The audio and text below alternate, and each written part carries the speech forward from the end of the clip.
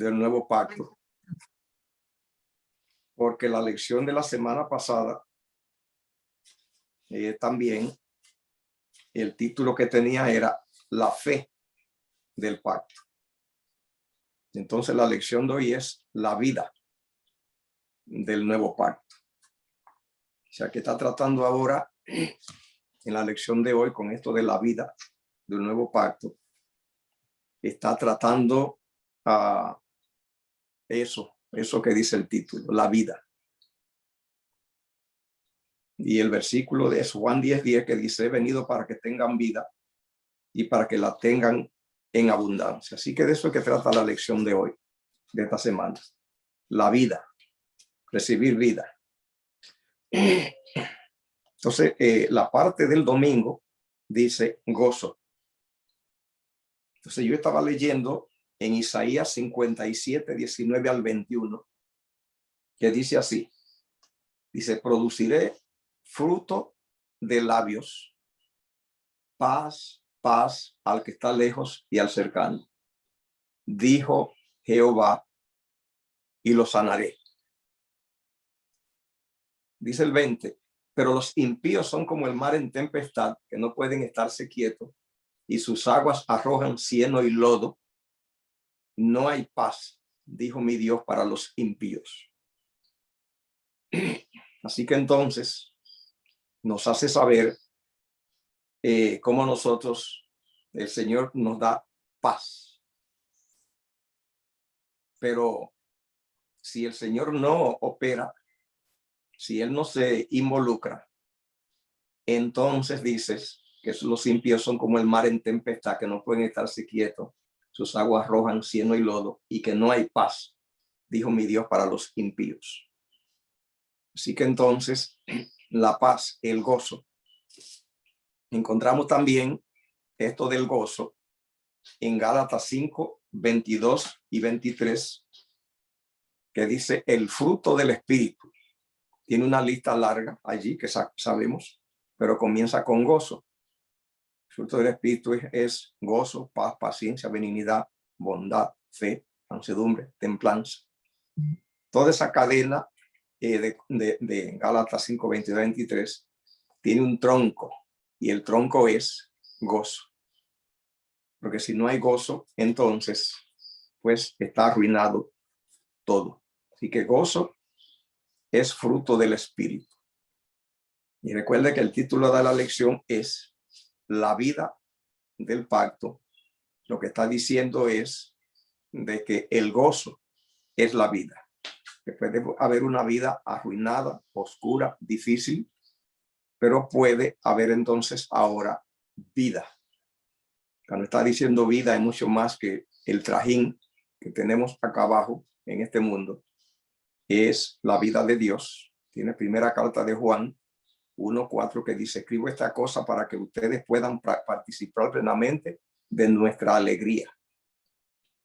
Eso es por causa de que el pacto del cual esta lección trató y termina tratando hoy es el pacto que Dios ha hecho un pacto con Él, que nos involucra, nos arropa, nos ata, nos hace parte a nosotros. Ese pacto de Dios simplemente de salvar del pecado. Porque dice allí que el pecado simplemente arruina la vida, la quita la vida. La gente que anda sin Cristo anda caminando, pero anda muerta. Cristo es quien da vida, pero no es cualquier clase de vida, sino que es vida llena de gozo, una vida libre completamente, porque el peso del pecado oscurece la vida. La libertad del pecado llena de gozo. Queremos oír algún comentario que usted tenga o alguna pregunta. Bueno, estamos tratando hoy qué es lo que da la vida de Dios del nuevo pacto. ¿Qué es eso en la práctica? Díganos algo. Yo veo, pastor, que el fin, la meta el producto del amor es la vida. Que Dios, antes de crear nada, ya sabemos que Juan nos dice, en el principio era el verbo y cuando Él era solo Él, y es amor, el amor operando, el amor en su operación, lo que produce es creación, es vida. Así que el producto, cuando hablamos de vida, estamos hablando no solo de un regalo o bendición o plan o proyecto que Dios tiene. Estamos hablando de el resultado del vuelco que Él hace hacia afuera, que es lo que la naturaleza y esencia del amor. El amor fluye hacia afuera. El amor no mira hacia adentro. Dios no está mirando dentro el amor, es hacia afuera que se proyecta. Y lo que sale de esa proyección es la vida. Eso que usted acaba de decir, que tenemos que ampliar, tener una visión más vibrante de lo que es la vida, cuando está hablando de para que tengan vida y para que la tengan en abundancia. La idea que quiere transmitir es esa, que hay un elemento vibrante, vital en la vida, y que es el producto de ese chorro que sale del ser y el carácter de Dios.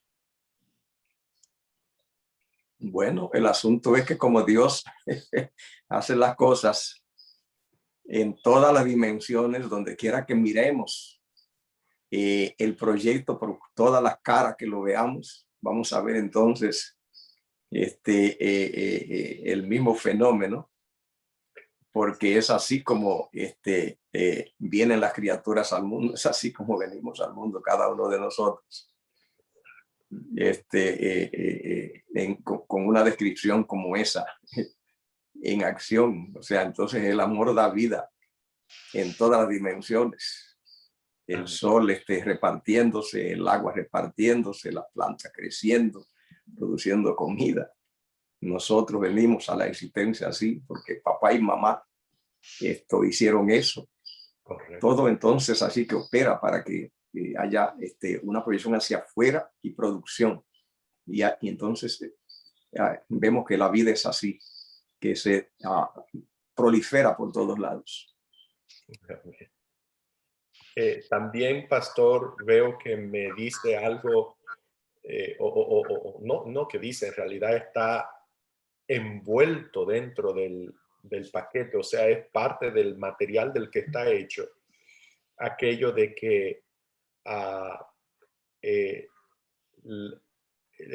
la vida no es una carga para ser tolerada o soportada. Estaba usted hablando de gozo, la lección habla de gozo el domingo un poquito. Estamos hablando entonces también que hay una bondad intrínseca en la vida. Hay un bienestar, hay un bien que la vida contiene, hay una plenitud, hay un gozo, un disfrute que está conectado con el proyecto de Dios en el proyecto vida. Hay un énfasis que hace la lección en la introducción, que lo repite mucho, y es de que esa bien que Dios tiene en la salvación en favor nuestro, enfatiza mucho en la introducción de que es para ahora, que es hoy. Que, por ejemplo, dice aquí, el Señor se preocupa por nuestra vida, dice, ahora. Quiere lo mejor para nosotros ahora. Y dice, disfrutar aquí y ahora. Muy importante eso, porque hay Por ejemplo, los cristianos que heredaron esta cultura de los estoicos en la Edad Media, ellos simplemente eran personas que creían que todo gozo era malo y que la cara, pues, así grave, esa era el sello de la santificación y de la envoltura para el cielo.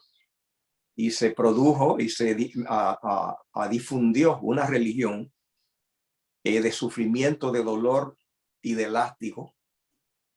Lutero dice allí la historia de él y toda la gente allí en los conventos, en los monasterios, se sentían que ellos eran malos y que Dios era un ser exigente, duro, que había que responder con sufrimiento. Y se difundió en el mundo y existe una religión de sacrificio. Claro, es una corrupción del entendimiento del evangelio, según estamos mirando hoy, y tenemos que asegurarnos de eso. La sierva del Señor habla mucho del cristiano que se explaya demasiado en los detalles oscuros de la vida y que se pasa mucho tiempo hablando del poder del diablo y del poder de las tentaciones y de lo duro que es el cristiano, y contando los tropiezos y los dolores y los sufrimientos. Y muchos de ellos lo hacen con orgullo para difundir de que son héroes. Cuando hacen la lista larga de tropiezos y de durezas, el evangelio que Cristo ofrece es diferente. Es simplemente una entrega de alegría, es darnos el cielo ya hoy, que por favor los agarremos en la tierra.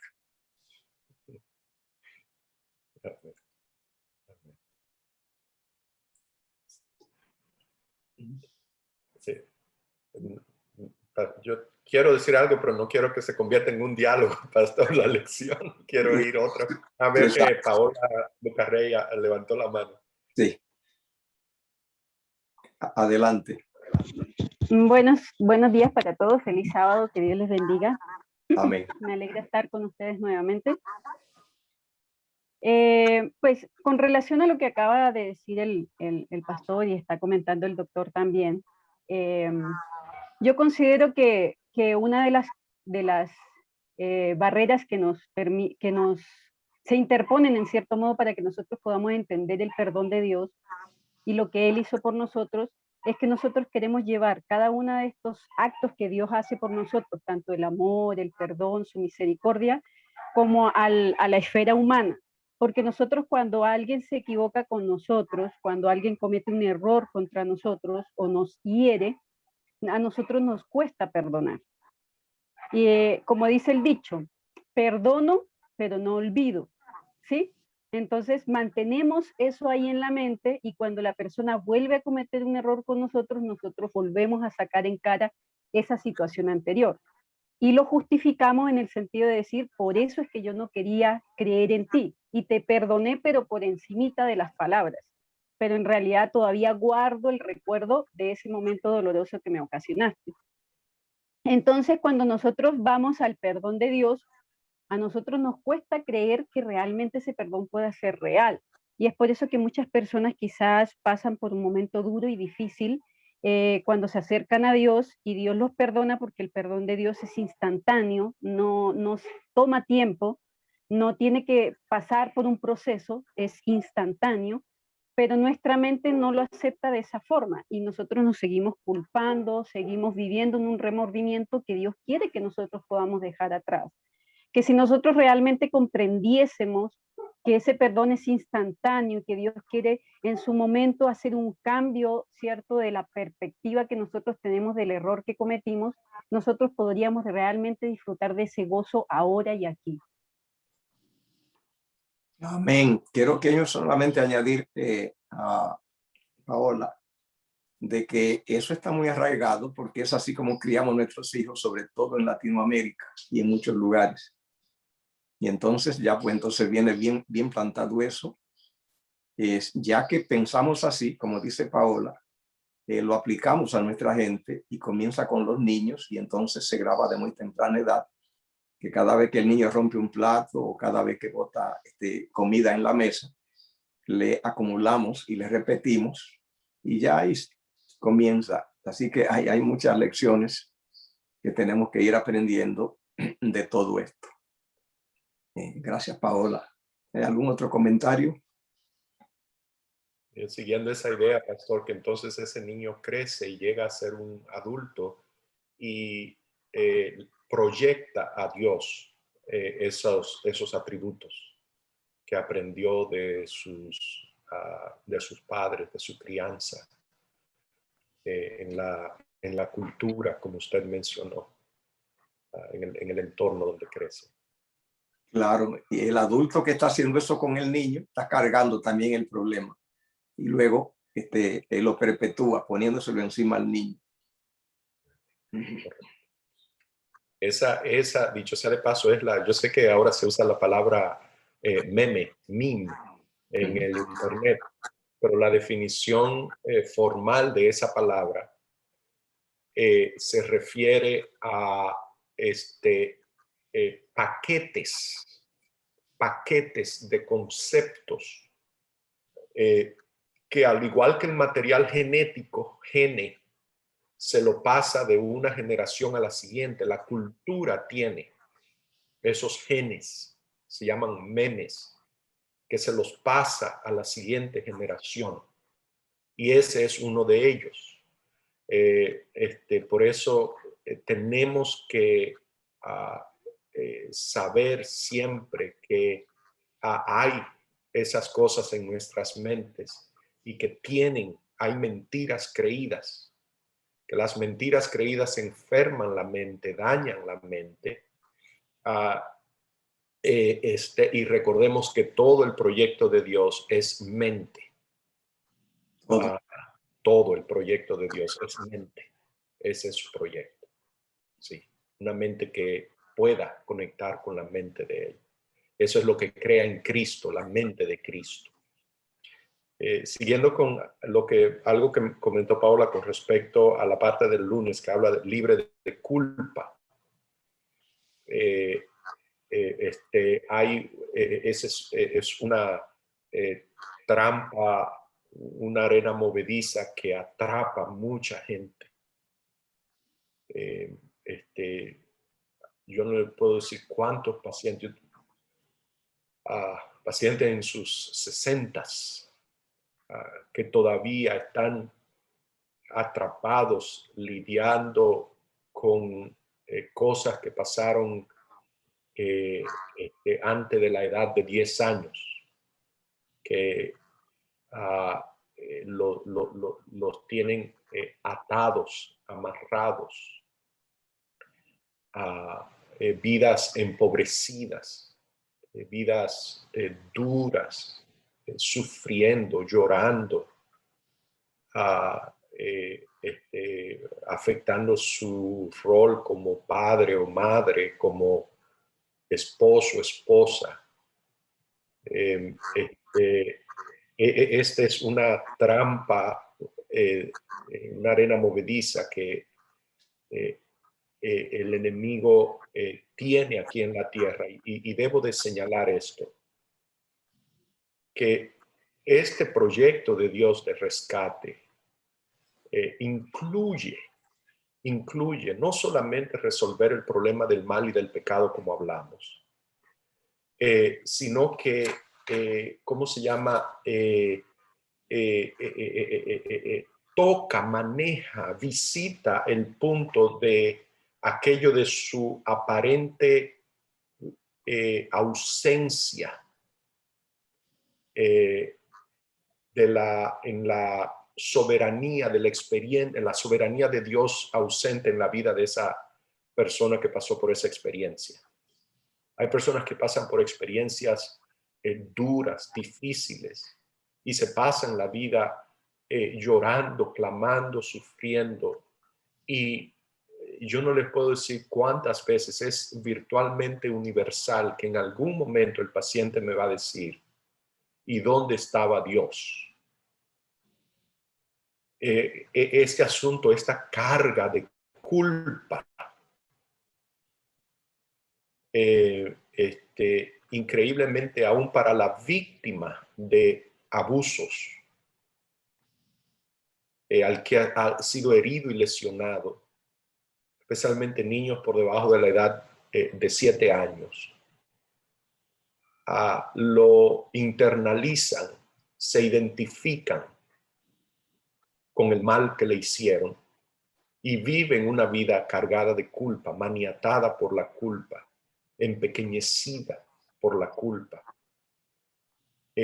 Y sea consciente o inconscientemente, está ese ingrediente allá atrás, esa aparente ausencia de Dios en su experiencia. Yo no voy a mencionar este caso aquí, tiene elementos, pero esto es cotidiano, real. El mundo está plagado de esto. Esto es una pandemia más grande que la pandemia del COVID. Y tenemos que saber que en nuestras manos Dios ha puesto la medicina, el remedio para eso, que tiene solución, que ese es la vida en abundancia de la que estamos hablando, del gozo del que venimos hablando, y que tiene poder para hacerlo, para restaurar la mente, para librarla de esa carga de infecciones de mentiras que tiene. Que puede hacer nueva la persona, hace una nueva vida. Exactamente, exactamente. En otra palabra, entonces lo que puedo ver allí es de que el ingrediente más efectivo, dañino para afectar todo aquello de la estructura afectiva, nerviosa, existencial, es esa carga, y que el evangelio es la herramienta más eficiente para poder destruirla, para poder hacer una persona nueva. Que a millones de personas esperan que Dios opere en su favor, dándole un pasaje al cielo después de su muerte, pasando toda su vida aplastada en sufrimiento y dolor acá, porque así es que entienden la salvación. Pero que no, el evangelio tiene el ingrediente de hacer la vida placentera, libre, llena de felicidad en la tierra. Amén. Amén. Tiene poder para hacer añicos esas fortalezas de mentiras en la mente. Amén, Y amén. tiene poder para darnos la mente de Cristo. Tiene poder para llenar aquí, ahora, hoy, en este instante, una vida de plenitud, de gozo, de disfrute total. No hay disfrute que se compare al disfrute de tener una mente conectada con la mente de Dios. Amén. Amén. Veo que Paola levantó la mano, pastor. Sí. Bueno, quería comentar con respecto a eso, se me viene a la mente una historia que en una oportunidad escuché, que hablaba pues de un concurso de pintura con respecto al texto bíblico de Apocalipsis 3:20, si no me equivoco.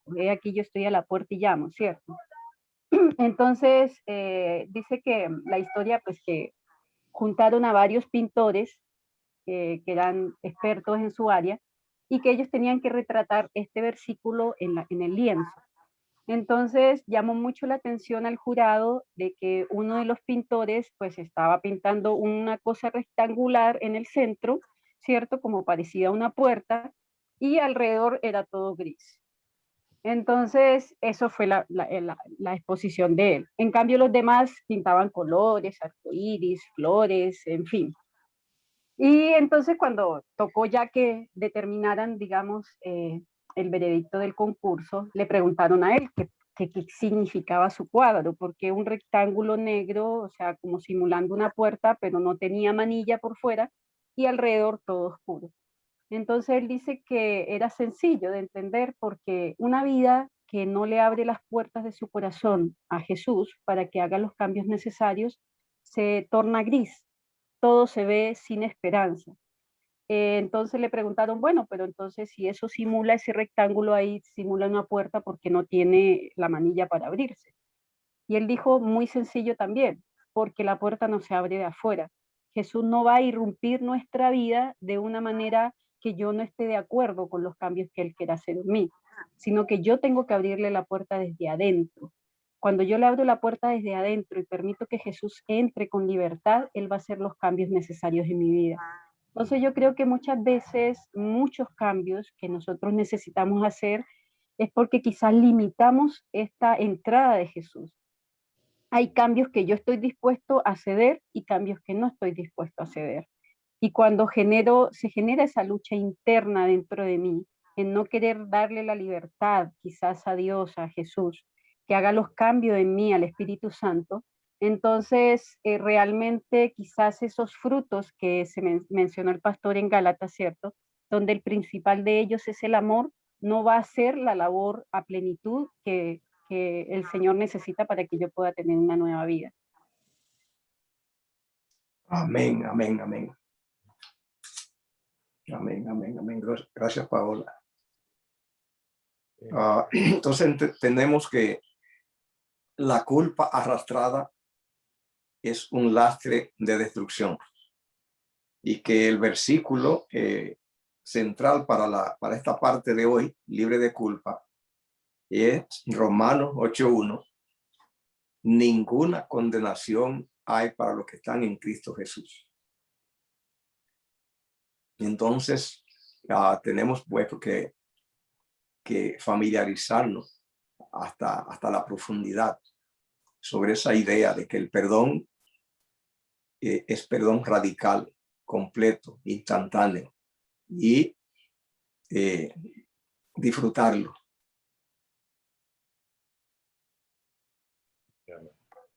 Quería añadir de pronto algo más, me disculpan.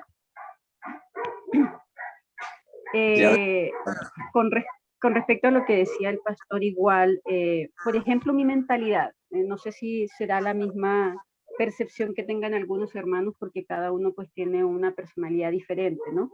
Somos únicos delante de Dios. Pero, por ejemplo, mi mentalidad, que soy de una mentalidad muy perfeccionista, muy independiente, que de pronto quizás me cuesta aceptar de que otros puedan hacer la parte que a mí me corresponde hacer. Quizás sea un poco más difícil para nosotros en ese sentido aceptar quizás todo lo que Dios hace por nosotros. Y quizás pueda ser la experiencia de muchos, que les ha costado, ¿cierto?, salir adelante, construir muchas cosas, y que cometen un error y uno dice, bueno, pero ¿cómo este perdón de Dios? Yo no tengo que hacer nada. O sea, yo no tengo que implicar un esfuerzo para poder ganar esto que Dios me está regalando. Y es porque en realidad, pues, el esfuerzo, uno tiene que entender que ya el esfuerzo fue hecho. Y el esfuerzo fue hecho por Jesús en la cruz. Y que el hecho de que yo quizás trate de hacer cambios en mi vida, trate de hacer todo lo que Dios demanda en su palabra para que mi vida pueda cambiar, ese esfuerzo en realidad no es algo de mí, porque en realidad es el Espíritu Santo el que obra en mí. Como dice su palabra, pues el Espíritu Santo es el que coloca tanto el querer como el hacer por su voluntad.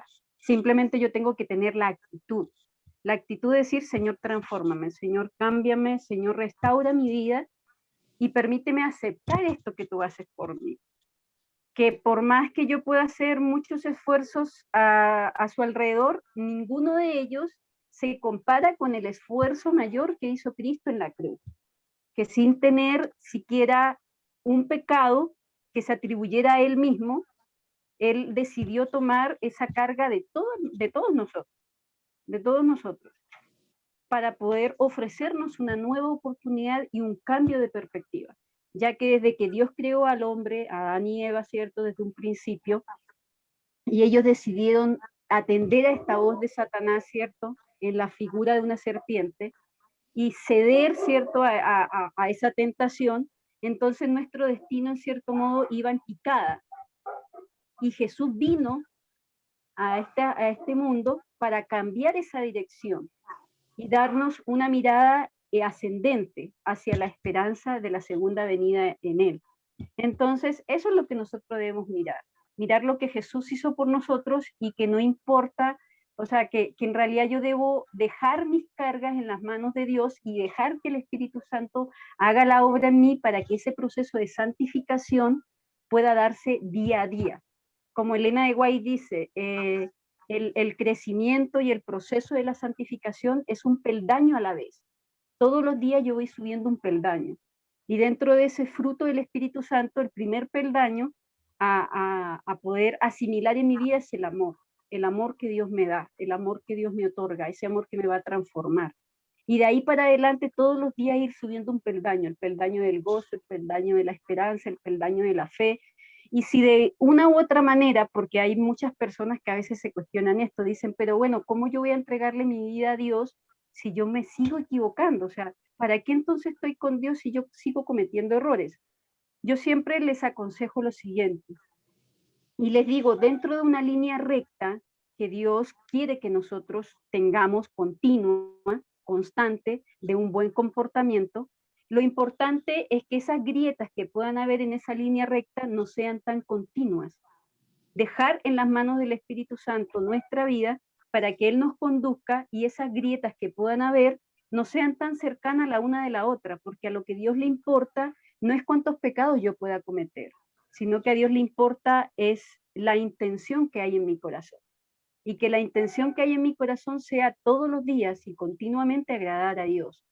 Y por eso es que Dios llamó tanto a Abraham como a otros personajes que ya hemos visto que han cometido errores, los llamó perfectos. No por la vida intachable que vivieron, sino porque en realidad esa palabra perfección en el Antiguo Testamento significa una vida dedicada a Dios. Y eso es lo que quiere hoy Dios de nosotros, que nuestra vida sea dedicada a Él. Y que si hay tachones en nuestro camino, que esos tachones no sean con una intencionalidad de ofender a Dios, ni de dañar nuestra vida, ni dañar a los demás, sino que sea algo, parte de un proceso de cambio que nosotros estamos generando continuamente, pero porque le permitimos al Espíritu Santo que haga esos cambios en nosotros. Amén. Así que ha entrado Paola en la lección que es aquí el nuevo pacto y nuevo corazón.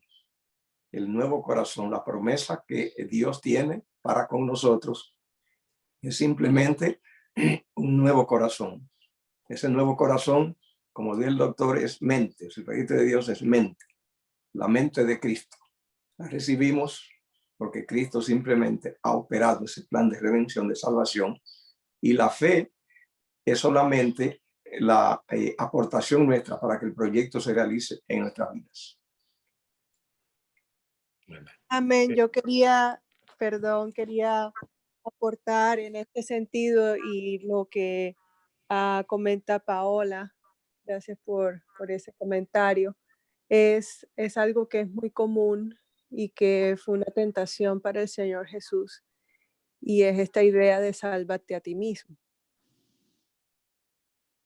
Es esta idea de que yo por mi buen obrar me salvo. Y está tan metido en nuestra psique que ni nos damos cuenta que eso es lo que estamos tratando de hacer, salvarnos a nosotros mismos. Y tenemos la tendencia a olvidar que es por la gracia de Cristo y que somos salvos.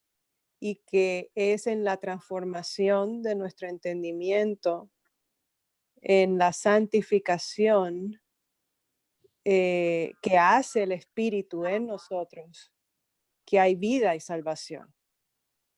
Entonces nos enfocamos mucho en la conducta, en el comportamiento, y tenemos, hablo por mí misma, esa tendencia a dejar de lado que es por gracia. Porque, y está muy bien, entendemos que la ley juega un papel fundamental, pero como dice la palabra de Dios, la ley nos salva. Entonces, ese salvarnos a nosotros mismos es una tentación constante. Y fue la misma tentación que vivió el Señor Jesucristo en el desierto y en la cruz. Cuando la gente le decía a los que pasaban por ahí y el ladrón al lado de él, si tú eres el Hijo de Dios, sálvate a ti mismo. Entonces pasamos por esto de que nuestra conducta sea lo que importe, cuando lo que en realidad importa es la mente, como usted bien dice, pastor, y el doctor Acevedo, es la mente, es nuestra transformación a la imagen de Cristo, y eso lo hace Él. Lo único que yo necesito hacer es soltar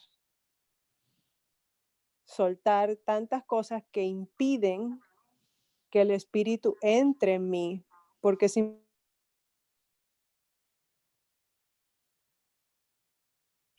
No se está escuchando. perdón, parece que me quedé sin internet un segundo, porque nuestra mente está tan atiborrada de cosas, de problemas, de preocupaciones, que entonces impide la obra del Espíritu. Entonces, si hay algo que nosotros debamos hacer es eso, soltar para que el Espíritu tenga suficiente espacio para trabajar en nosotros, en nuestra mente, y entonces ser transformados a la imagen de Cristo Jesús. Y yo anhelo eso y pido eso todos los días, todos los días. Amén. Dejemos de querer salvarnos a nosotros mismos y confiemos en su obra. Y el concepto de el hombre creado a imagen de Dios, Dios creándolo. Un área que debemos de recordar siempre al tocar este tema. De hecho, es el corazón de la parte del martes de la lección. Nuevo pacto, nuevo corazón. Tener cuidado con esta idea de comportamientos y conductas. Recordemos que los comportamientos y las conductas son simplemente una manifestación de algo que está ocurriendo en la mente. Entonces, no es una contabilidad que hay ni en el cielo, ni la debemos de tener nosotros tampoco. Lo debemos de mirar más bien como una especie de síntoma. ¿Qué conductas, qué comportamientos hay? Así que si le puedo robar la analogía a Paola, cuando andamos por la carretera y aparecen esas quebraduras, lo que la quebradura debe hacerme es avisarme, dejarme saber que es un síntoma, una manifestación de algo que está ocurriendo en la mente. Lo mismo ocurre con las intenciones y motivos. Las intenciones y los motivos tienen una fuente también. Así que tenemos, si las intenciones y los motivos, intencionalidad, propósito, lo que me determino, lo que quiero hacer, tiene que venir de un nuevo corazón. En otras palabras, el empeño es el nuevo corazón. Todo lo demás fluye de allí. La dificultad, el problema, el dilema humano, ya sabemos, no reside ni en la conducta, ni en las intenciones, ni en los motivos. No es allí. Todas esas cosas vienen de una fuente. y es de un corazón dañado y enfermo, de una mente dañada, enferma. La idea de nuevo pacto, lo que es nuevo en el nuevo pacto, es una experiencia nueva. Eso es todo. No es que es un contrato nuevo, no es que es un documento nuevo, no es que Dios cambió. No, Dios es lo que está hablando aquí, es de una experiencia nueva, y es nueva porque no la han tenido. Precisamente por enfocarnos, por estarse enfocando el pueblo de Dios, la gente, aún la iglesia hoy, en estos asuntos, en las ramas, buscando perdón. El perdón no resuelve nada. No produce un cambio. Lo necesitamos, es indispensable que lo pidamos. Pero el problema que tenemos no es que, el problema que yo tengo no es que si Dios me ha perdonado o no. Dios me perdonó ya. Lucas 24 dice, versículos 46 y 47, dice, y les dijo, así está escrito, así fue necesario que el Cristo padeciese y resucitase de los muertos al tercer día, y que se predicase en su nombre el arrepentimiento y el perdón de pecados en todas las naciones, comenzando desde Jerusalén. Es bueno que sepamos que Dios me perdonó.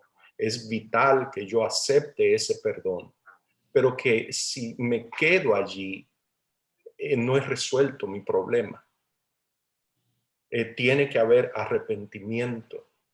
Y el arrepentimiento, esa experiencia del arrepentimiento y del perdón, es lo que abre la puerta a la operación del nuevo pacto, abre la puerta a la operación del nuevo corazón, de una mente sana, de una mente restaurada. Amén.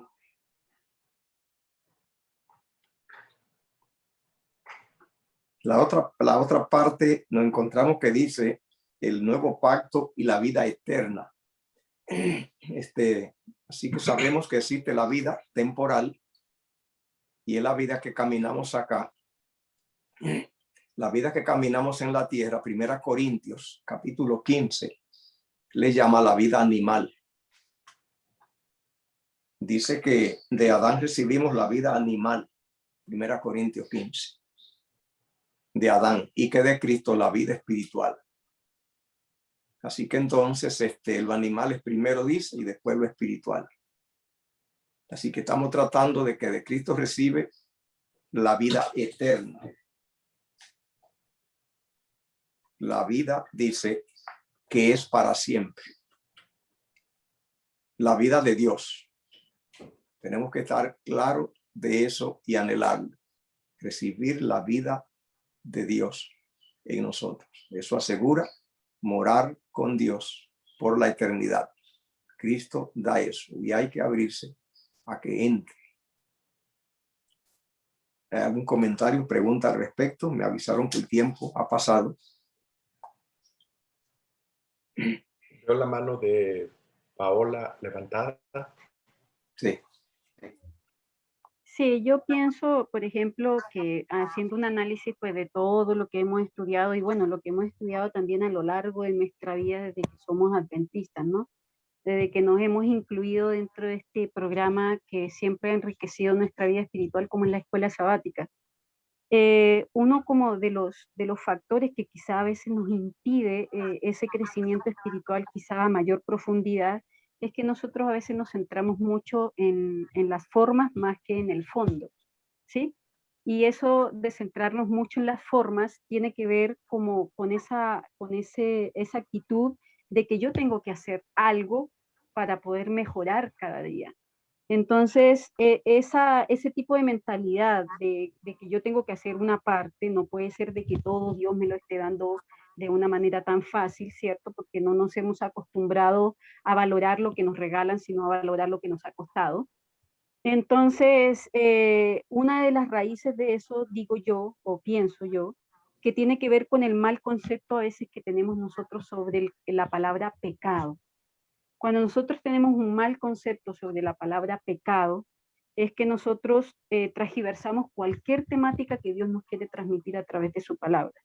¿Y a qué me refiero con esto de una mala concepción de la palabra pecado? Es que nosotros a veces tendemos a mirar el pecado como algo cuantitativo, en el sentido de que, por ejemplo, soy una persona que está buscando de Dios o soy una persona que ya está dentro de la iglesia y aún me falta mejorar quizás la programación que yo veo en televisión, algunas actitudes que me tengo que mejorar en mi carácter, quizás miento de vez en cuando y un sinfín de cosas que quizás cuantitativamente se pueden ver como 4 factores. Entonces yo empiezo a dejar de a uno poco a poco hasta que llego ya a 0. Entonces digo, yo ya soy una persona perfecta, porque ya esas 4 barreras que me impedían alcanzar como esa plenitud ya no están. Entonces ahí viene la trampa de creerme yo como un factor de ejemplo para poder medir la vida de otras personas, que es lo que también nos ha generado muchos conflictos dentro de la iglesia, que al mirar el pecado como algo cuantitativo, entonces yo veo que ya he dejado las cosas que me estaban distanciando de Dios, entonces ahora yo me creo con la autoridad de poder juzgar la vida de otros.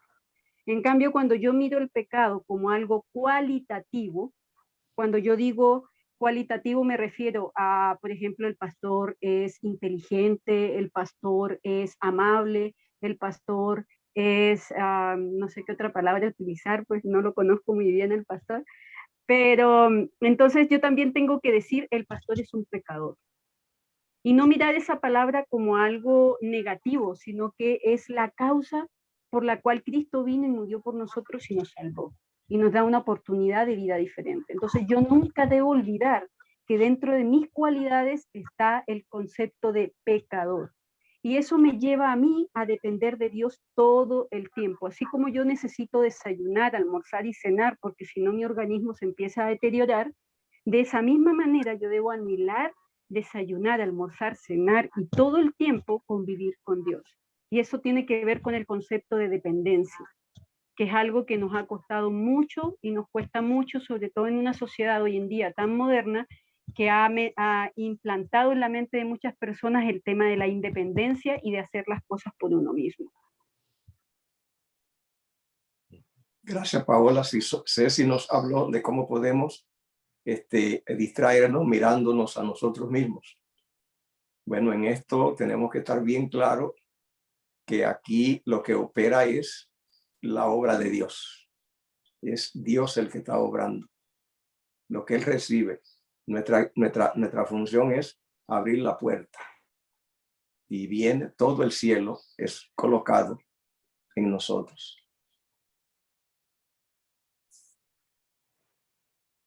Creo que ya el tiempo ha pasado. Si es así, ¿qué dicen los que están dirigiendo? Sí, pastor. Bien. Vamos a pedir al doctor Acevedo que tenga una oración para terminar.